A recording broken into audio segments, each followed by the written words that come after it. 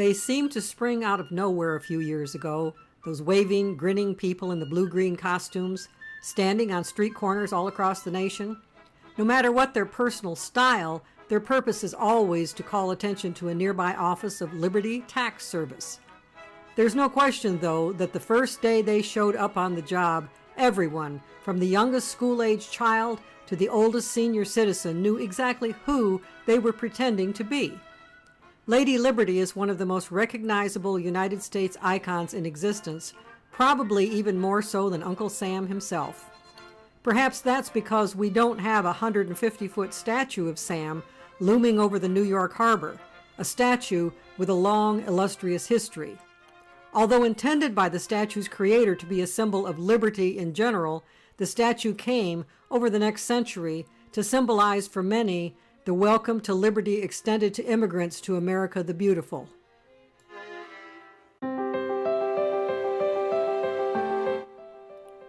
The Statue of Liberty was created as a gift from the people of France to the people of the United States. The French donated the cost of building the statue in France, then disassembling it and shipping it to the U.S. to be reconstructed. But they expected the government, or private citizens, of the United States to provide a place to put it and pay for construction of the foundation and large pedestal that would be needed to support the massive structure. Strangely enough, there was more enthusiasm for the project in France than in the U.S. The U.S. government refused to provide funds, and the average man on the street seemed little inclined to contribute donations to get the job done, particularly with hard economic times in the U.S. The project had first begun in the early 1870s, but by 1882 there were still not enough funds to begin work on the foundation. This situation was fodder for political cartoons of the time, such as this one titled 1,000 Years From Now, with Miss Liberty as a feeble old woman still waiting for her pedestal. U.S. promoters attempted a number of money-raising projects to try to scrape together the cost. One of these projects was an auction in 1883 of donated works of art and literature, and that's where we got the famous poem that is engraved on the plaque inside the base of the statue. The poem, titled The New Colossus, was contributed by Jewish author Emma Lazarus. Emma was not a Jewish immigrant. She was a descendant of Jews who had been in America since colonial times. Her family was well-to-do, so she didn't have first-hand experience as part of any group of huddled masses of homeless people. But she did have a keen interest in supporting programs to help poor Jewish immigrants. And she was an optimist about the opportunities that were available to Jews from European lands to make a new life for themselves and their families in the U.S. In her poem, she compares the new statue to the ancient Colossus of Rhodes, a 100-foot statue that loomed over the harbor in the Greek island of Rhodes. The old Colossus had been constructed in 280 BC to celebrate a military victory. The new Colossus would instead celebrate peace and freedom. Listen to some of Emma's thoughts about the potential significance of the new statue. Here at our sea-washed, sunset gates shall stand a mighty woman with a torch, whose flame is the imprisoned lightning, and her name Mother of Exiles. From her beacon hand glows worldwide welcome. Keep, ancient lands, your storied pomp, cries she with silent lips. Give me your tired, your poor, your huddled masses yearning to breathe free, the wretched refuse of your teeming shore. Send these, the homeless, tempest-tossed to me. I lift my lamp beside the golden door. I don't remember exactly when I first heard or read those words, but I'm sure it was back in grade school in the 1950s. Throughout my life, I have accepted the premise that Lady Liberty was a beacon of hope for all those around the world who sincerely wanted to come here to experience freedom. I'd seen pictures of the immigrants of the turn of the last century swarming into Ellis Island in sight of the statue, fleeing from oppression, persecution, or miserable living conditions in Europe.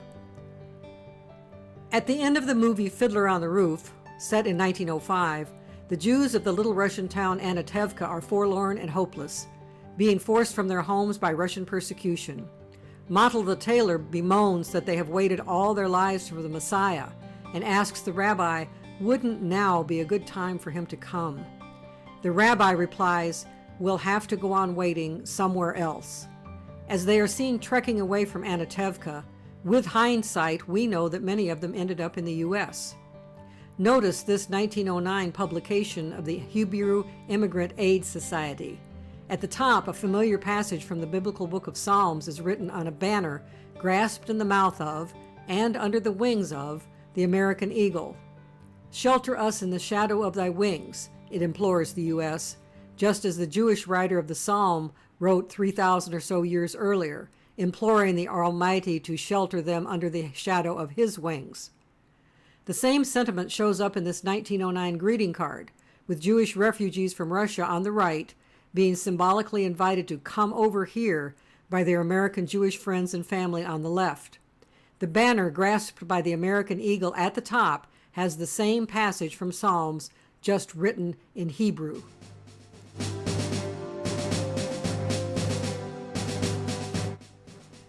I understood a little about anti-Semitism in my youth, but I thought that in America it was just an attitude of a small number of prejudiced people.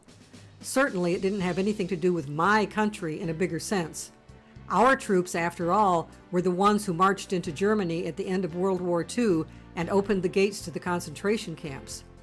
We set free all those poor people who survived the persecution and hatred which had been the hallmark of the Third Reich. We were the good guys. It was the Nazis, far, far away, who despised Jews. I read the poignant Diary of Anne Frank that took the U.S. by storm shortly after the war, and I saw the 1959 movie. And I thought wistfully, if only our troops could have made it to Holland in time, we could have vanquished those cruel, heartless Nazis and rescued young Anne and her family and friends from their hiding place, and brought them to a refuge in America. Instead, they were all discovered and deported to Germany, with Anne dying in the Bergen-Belsen concentration camp. Yes, if only we Americans, like Oskar Schindler with his list, had the appropriate opportunities to rescue at least some European Jews shortly before and during World War II, what a difference we could have made. Or not. A few years back, I discovered our nation indeed had some amazing opportunities to do just that, but unlike Oskar Schindler, we didn't choose to pursue the opportunities.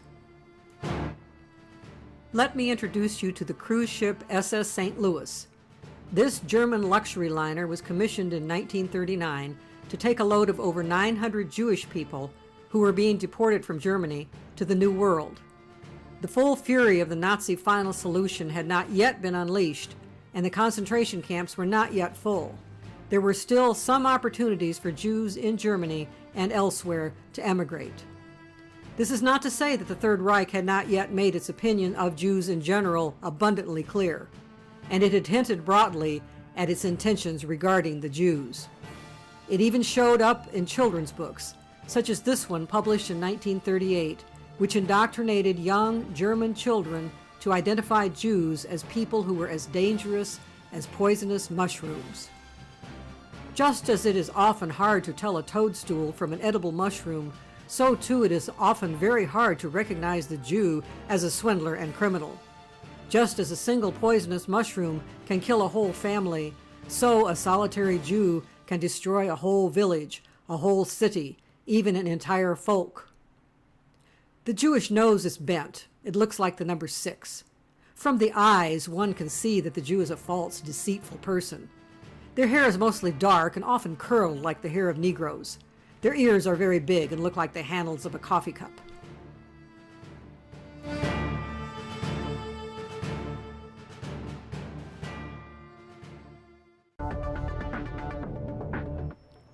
Numerous oppressive measures against the Jewish population had already been implemented over a period of several years, including restricting their ability to earn a living.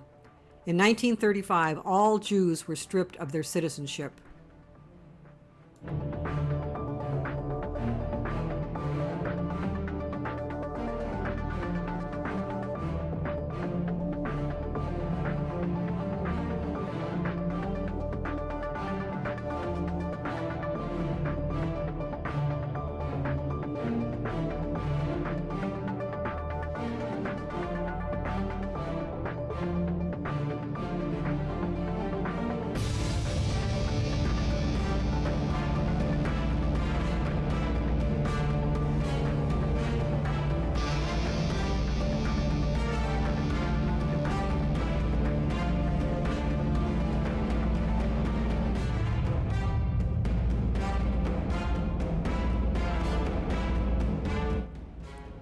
And then came the infamous Kristallnacht pogrom.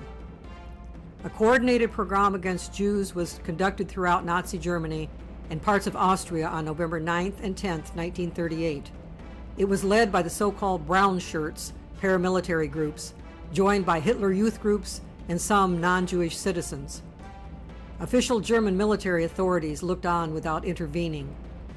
This hellish historical event is commonly referred to as Kristallnacht in German, a word that means crystal night, because of the piles of broken glass that littered the streets after windows were smashed in Jewish-owned stores and synagogues.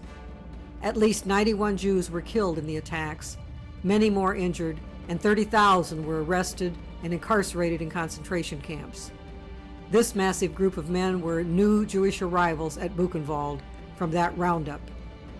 The attackers ransacked Jewish homes, hospitals, schools, and synagogues, then often demolished the buildings with sledgehammers. Over 1,500 synagogues were ransacked, with over 200 synagogues burned and over 7,000 Jewish businesses destroyed or damaged. News stories about the events sent shockwaves around the world. In other words, none of this was done in a corner. Kristallnacht made the front pages of newspapers all over America. The Houston Post made it even clearer later that month. What was happening to the Jews in Germany and German-occupied areas was common knowledge among Americans.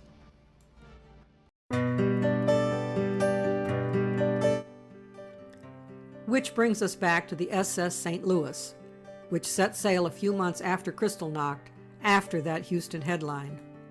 At the time, it was still possible for some Jews to pay their way out of Germany if they had enough money. The Jews who booked passage on the SS St. Louis, in most cases, gave up everything in order to make the trip, perhaps also getting funds to help from relatives in other countries. On Saturday, May 13, 1939, the passengers boarded in Hamburg, Germany, headed ultimately for freedom in the U.S. Most had harrowing stories of how they had ended up on the ship. Some had even already spent some time in concentration camps and had miraculously been set free with the stipulation that they must make arrangements to immediately leave Germany. The passengers were all waiting for visas to enter America, but the sudden opportunity to leave on the St. Louis meant that none had completed the visa process. So they had to go with Plan B. They had purchased tourist visas from Cuba, and the ship would stop there first, where they would wait for admission to the U.S. The head of the ship was Captain Gustav Schroeder, a German who was not sympathetic to the Nazis. The compassionate captain insisted that the Jewish passengers all be treated like privileged tourists with fine foods, concerts, and dances, a full-time nursemaid to care for small children while parents enjoyed meals, and even swimming lessons in the ship's pool for children.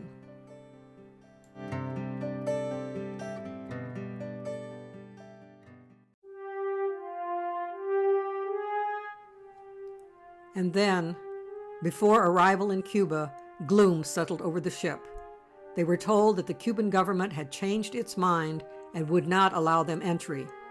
At that point, they entered limbo, a highly publicized limbo. The story was spread in newspapers throughout Europe and the Western Hemisphere. U.S. newspapers carried sympathetic articles, but strangely only a few published editorials suggesting that they actually be admitted to the U.S. immediately.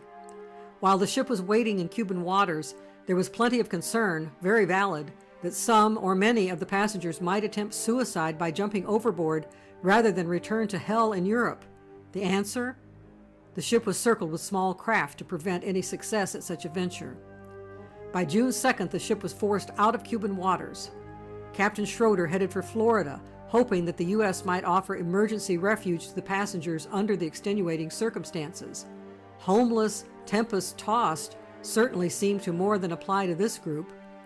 The ship sailed so close to Florida that the lights of Miami were visible. Passengers cabled President Roosevelt, begging for asylum. Roosevelt never replied. The State Department sent back a message that they would just have to wait their turns and get valid visas before they could be admitted, a process that could take months or years. For now, they would just have to go back to where they came from. But why couldn't the U.S. just have let the St. Louis passengers in on tourist visas? on humanitarian grounds. Oh, there was a catch-22 for that. Legally, the refugees could not enter the U.S. on tourist visas because they had no return addresses as absolutely required on the application form. What were those who had escaped Dachau supposed to do? Submit an application for a tourist visa, giving their return address as Cell 304, Dachau, Germany? Frankly, this alleged legal reason used to deny even temporary visas to Jews fleeing from the Holocaust leaves me speechless. While looking into this topic, I discovered that I had somehow totally missed a 1976 movie made about the voyage of the St. Louis. It was based on a 1974 documentary book titled Voyage of the Damned. I can only imagine how tragic and heartbreaking the movie was. To bring to life scenes like this one of the passengers looking down in agony on Havana Harbor from the ship would be extremely painful to watch. But this is not to isolate just the U.S. as having isolationist attitudes regarding the passengers of this doomed ship. As the St. Louis was turned away from the U.S., a group of concerned citizens in Canada tried to persuade Prime Minister Mackenzie King to provide sanctuary to the passengers, since the St. Louis's route back to Europe took it only 2 days away from Halifax, Nova Scotia. But the director of immigration at the time, Frederick Blair, was notorious for his hatred of Jews. He had established policies for many years that rejected almost all Jewish immigration and was adamant he could make no exceptions for the St. Louis refugees on humanitarian grounds. So there they were, people without a country, wanted by no one in the Western Hemisphere. The wretched refuse was sent back to the teeming shores of the ancient land of Europe from which it came. This story put me in mind of a famous incident in 1987. The Mobro 4000 was a barge made infamous for hauling the same load of 3,000 tons of garbage along the east coast of North America from New York to Belize and back, unable to dock anywhere for 6 months because no locality was willing to accept the garbage. How utterly mind-boggling it was for me to learn that during one of the most tragic periods in history, the United States could treat a boatload of persecuted, suffering human beings as if they were garbage that no one wanted. Yes, the reality in 1939 was that the passengers of the St. Louis were viewed ultimately by many Americans not as humans made in God's image and worth saving, but as being an impersonal, environmental threat on the same level as unwanted garbage. Gratefully, some European countries, in spite of their own troubled circumstances and the imminent war there, opened their doors to these people, although it seems even they were very careful to make a point that it was only a temporary offer. The St. Louis sailed back to Europe on June 6, 1939. Upon its arrival, Great Britain accepted 288 passengers, the Netherlands admitted 181, Belgium took in 214, and 224 found at least temporary refuge in France. By the end of the war, all but one of the passengers who were accepted by Britain were still alive. Of those who ended up elsewhere, 254 died during the war, many, if not most, in concentration camps. For a 70th anniversary reunion of the incident held in Miami in 2009, 33 of the 75 remaining survivors were present. Ages ranged from 71 to 91. Most had obviously been infants or children when the events occurred.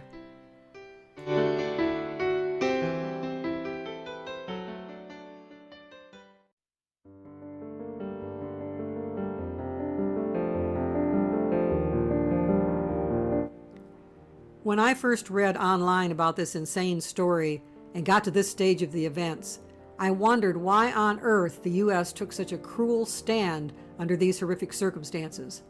I could not comprehend how it could have happened in a nation that had always, according to the plaque on the Statue of Liberty, welcomed tired, poor, homeless masses. It took some further dipping into American history beyond the standard narrative I'd learned in school to come up with the answer. What I found was that Emma Lazarus's poem did not represent the thoughts and feelings of the average American of her time, or any time in U.S. history for that matter, before or after she wrote. The words just represented her own wistful hopes for what could and should be. Reality was far different. Most of the first citizens of the United States were what was later referred to by the slang term WASPs, white Anglo-Saxon Protestants. They were from such places in Northern and Western Europe as England, Scotland, and Scandinavia. As time went on, they were happy to welcome new people to the country who were clones of themselves.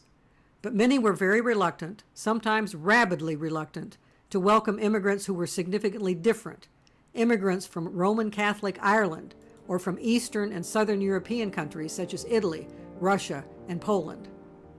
And when huge waves of such folks started coming to the U.S. shores in the 1840s on through the 1920s, there was discrimination against those undesirables who had already arrived and great resistance to allowing such growth in the wrong kind of immigrants to continue.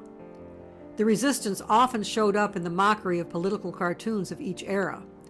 The Roman Catholic Irish were often categorized as being in a similar, almost subhuman category to which many assigned the Negro. The Jews, in spite of Emma Lazarus's hopes, were ridiculed mercilessly at times. And the Italians didn't fare much better at one point in U.S. history.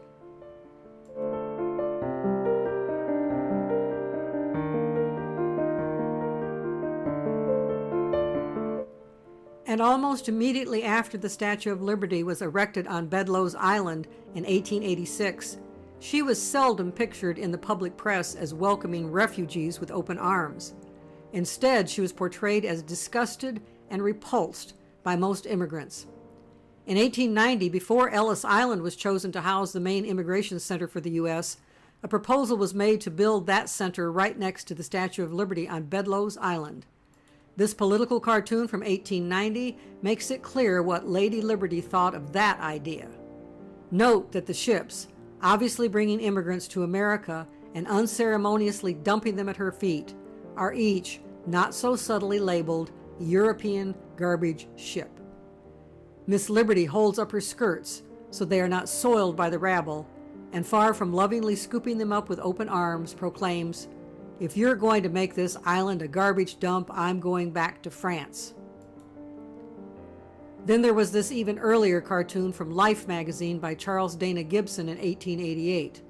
It shows Miss Liberty stalking off in the ocean back to France, declaring, "Considering the quality of the citizens this country imports, I don't think I'm the sort of liberty they need here."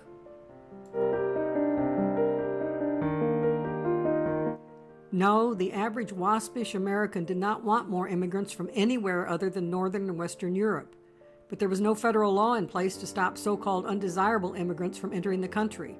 Immigration peaked at 9 million in the decade 1900 to 1910, a large proportion of them from undesirable areas. As seen in this 1888 cartoon, one such immigrant asks Uncle Sam, "Can I come in?" And Sam replies grumpily, "I suppose you can. There's no law to keep you out." Anti-immigrant animosity was growing by leaps and bounds, and organized efforts to stop the tide increased. An Immigration Restriction League was founded in 1894, and by 1921 the League and its allies succeeded in stemming the tide. In 1921, a congressional act limited the number of immigrants admitted from any country to 3% of the number of people of that country of origin that were in America according to the 1910 census. But that act was only temporary. An even more stringent law went into effect in 1924. The Johnson-Reed Immigration Act of 1924 moved the comparison date back to the 1890 census, before the biggest waves of new immigrants had come from Southern and Eastern Europe, and it shrank the percentage acceptable to only 2% for any country. And this is the law that was in effect in 1939 when the U.S. turned away the St. Louis. The passengers did not fit into the quota for that year, period. No exceptions allowed, no dispensations granted. Not that many in the country would have been in favor of a dispensation. Polls showed that as high as 83% of the nation was totally in favor of a strict adherence to the immigration law. Yes, even in cases of special hardship, such as the St. Louis situation caused by a looming genocide. But certainly a temporary exemption could be made, at least for children like Anne Frank. Just temporary, mind you. They could stay here until the storm passed by and then be sent along their way. No, not even that was going to happen. In February 1939, just months before the St. Louis set sail, the Wagner-Rogers Refugee Aid Bill was introduced for consideration in the U.S. Congress. It called for the admission to the United States of 20,000 German Jewish refugee children under the age of 14 over the next 2 years, in addition to immigration normally permitted. At first, the bill's prospects seemed good.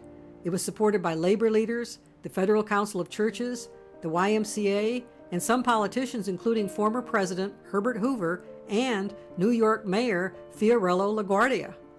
Some Hollywood actors spoke out approvingly, including Helen Hayes, Don Amici, and Henry Fonda. Editorial support from newspapers across the nation was widespread and nearly unanimous. But opponents mobilized quickly. They included a variety of directly anti-Semitic American groups who put out propaganda like this. One such group was a pro-Nazi organization called the German American Bund that reached the height of its prominence the same month the bill was being introduced, and less than 3 months before the St. Louis set sail for America. On February 20th, 1939, the Bund held a pro-America rally in Madison Square Garden where over 20,000 members met under huge banners that screamed such slogans as "Stop Jewish Domination of Christian Americans." The Bund was joined by a bit more subtle isolationist patriot groups such as the Daughters of the American Revolution and the American Legion. Perhaps the most blunt spokesperson for the opposition was Laura Delano Houdling, wife of the U.S. Commissioner of Immigration and a cousin of Franklin Roosevelt. She was heard sneeringly to comment at a dinner party at the time that 20,000 charming children would all too soon grow up into 20,000 ugly adults. In the end, the opposition groups wielded such an astonishing level of influence in national politics that they succeeded in preventing the bill from ever coming to a vote. It died in committee. Great Britain, even in the midst of their own mounting problems in 1938 and 39, were willing to give refuge to such children. But American hearts were hardened to even considering it. In other words, if Anne Frank had been on the St. Louis, or in that group of 20,000 child refugees, and America had a chance to save her, we wouldn't have. There was no room in the inn.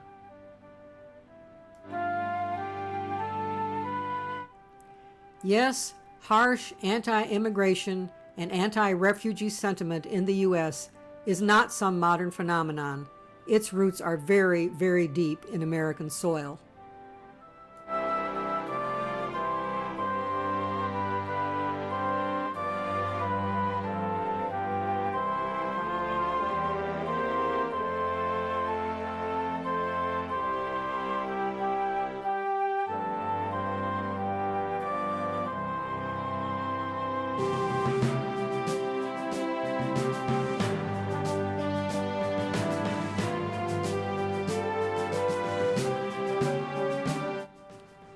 Twenty-first century Americans are going to have to decide what values are most important to them when considering matters related to the topic.